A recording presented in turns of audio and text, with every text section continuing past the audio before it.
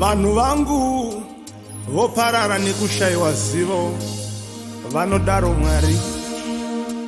Zvanzi naJehovha, endai pamharadzano muone, bvudzai nzira dzakare kuti yakanaka ndeipi yatingafamba nayo, uyewo muone kufamba mwairi. Uyewo kana paine uyo anoshayiwa kuziva, ngaakumbire kuna iye anongopa vose zivo yaasingatengesi, achingopa pachena.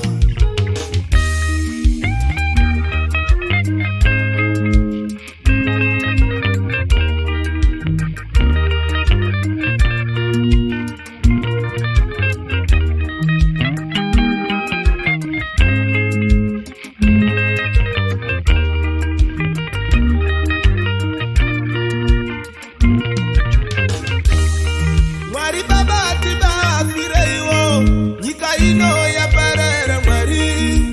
Kusaziva, kusaziva.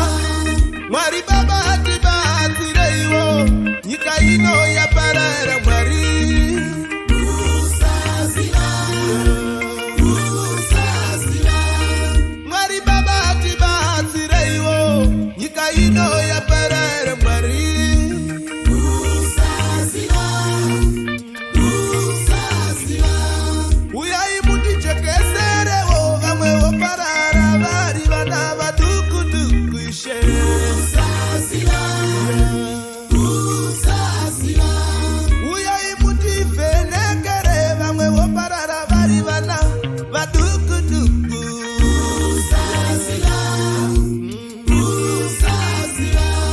Vakaitwa chiedza nerima, vanomhanya kutora rima.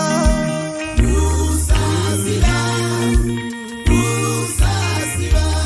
Vakaitwa chiedza nerima, vanomhanya kutora rima.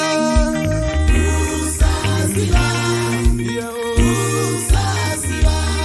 Izvo zvinouraya, ndizvo zvavanosera varima zviri.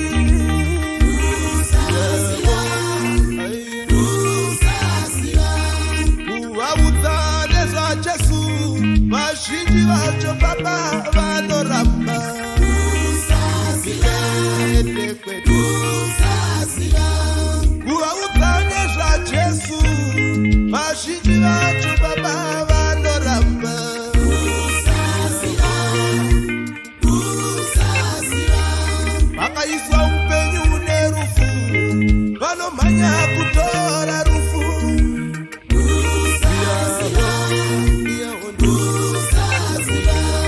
Vakaiswa upenyu nerufu, vanomhanya kutsarudza rufu.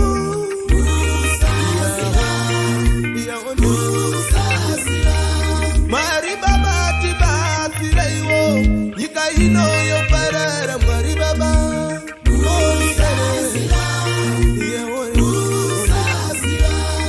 Mwari Baba tibafireiwo, nyika ino yoparara Mwari Baba.